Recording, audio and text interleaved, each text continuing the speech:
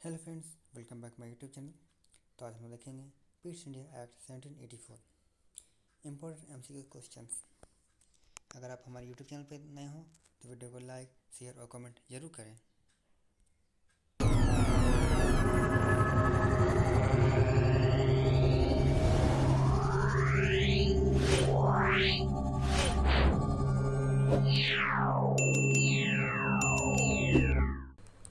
हमारा पहला क्वेश्चन है, पीट्स इंडिया एक्ट 1784 का मुख्य उद्देश्य क्या था? ऑप्शन ए, भारत में शिक्षा का सुधार। ऑप्शन बी, ब्रिटिश सरकार द्वारा ईस्ट इंडिया कंपनी के नियंत्रण को मजबूत करना। ऑप्शन सी, भारतीय सेना का आधुनिकीकरण। या ऑप्शन डी, भारतीय समाज में सांस्कृतिक पुनर्व्यवस्था। तो इसका आंसर होगा ऑप्शन बी, ब्रिटिश सरकार द्वारा ईस्ट इंडिया कंपनी के नियंत्रण को मजबूत करना। पीट्स इंडिया एक्ट 1784 का मुख्य उद्देश्य ब्रिटिश सरकार द्वारा ईस्ट इंडिया कंपनी के नियंत्रण को मजबूत करना था। इस एक्ट के माध्यम से ब्रिटिश सरकार ने कंपनी की राजनीतिक गतिविधियों पर अधिक नियंत्रण प्राप्त किया और एक नियंत्रण बोर्ड का गठन किया। दूसरा क्वेश्चन है, पीट्स इंडिया एक्ट 1784 के तहत किस निकाय का गठन किया गया था? ऑप्शन ए, शिक्षा बोर्ड। ऑप्शन बी, लोक सेवा आयोग। ऑप्शन सी, नियंत्रण बोर्ड। या ऑप्शन डी, राजस्व बोर्ड। तो इसका आंसर होगा ऑप्शन सी, नियंत्रण बोर्ड। पीट्स इंडिया एक्ट 1784 के तहत नियंत्रण बोर्ड, बोर्ड ऑफ कंट्रोल का गठन किया गया था। इस बोर्ड के उद्देश्य ईस्ट इंडिया कंपनी की प्रशासनिक और राजनीतिक गतिविधियों पर नज़र रखना और ब्रिटिश सरकार के दिशा निर्देशों के अनुसार काम करना था।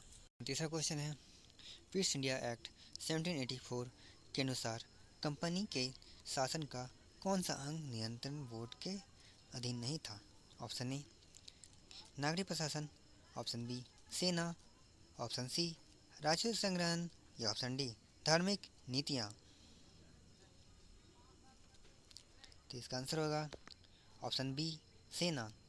पीट्स इंडिया एक्ट 1784 के अनुसार कंपनी के शासन का पूरा नागरिक प्रशासन नियंत्रण बोर्ड के अधीन था, लेकिन सेना को लेकर कुछ विवाद थे।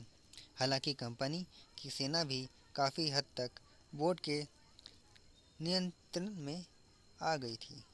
हमारा चौथा क्वेश्चन है, पीट्स इंडिया एक्ट 1784 के तहत किस संस्था को भारत में ब्रिटिश शासन के प्रशासन पर अधिक नियंत्रण प्राप्त हुआ?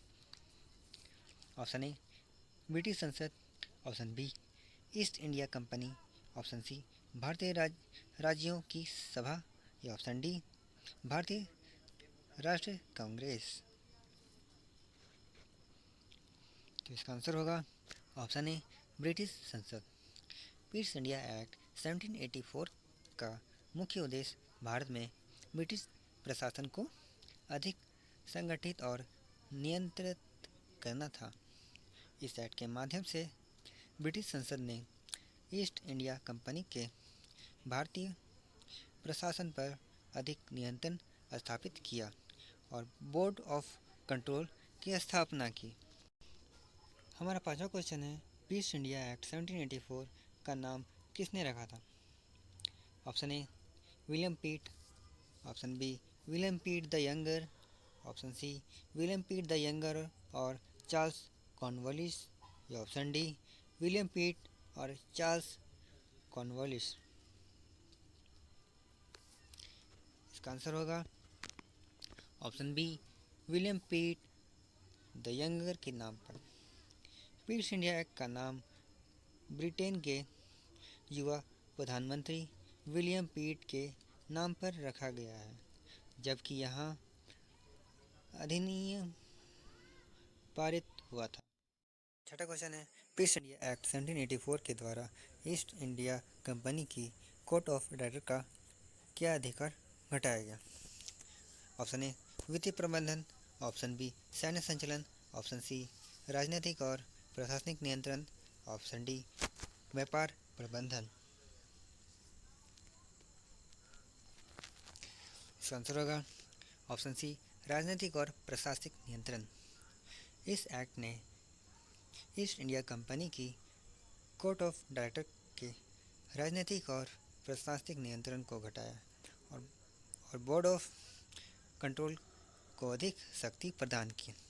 इस प्रकार कंपनी केवल व्यापारिक कार्यों पर ध्यान केंद्रित कर सकती थी, जबकि प्रशासनिक कार्य सरकार के अधीन हो गए। हमारा सातवां क्वेश्चन है, ईस्ट इंडिया एक्ट 1784 के द्वारा भारत के गवर्नर जनरल की नियुक्ति किसके द्वारा की जाती थी?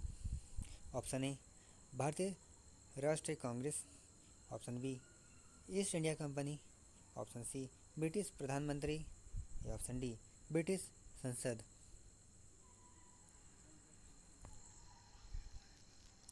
तो इसका आंसर होगा ऑप्शन डी, ब्रिटिश संसद।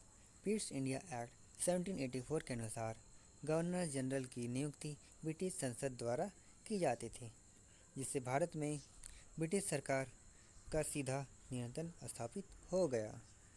इससे पहले यह अधिकार मुख्य ईस्ट इंडिया कंपनी के पास था। हम इसी तरह पॉलिटी टॉपिक की सीरीज लेकर आएंगे, जो पॉलिटी की हर टॉपिक को कवर करेगी।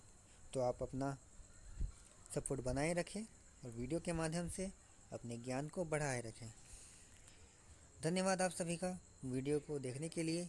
लाइक कीजिए, सब्सक्राइब कीजिए और दोस्तों के साथ शेयर कीजिए।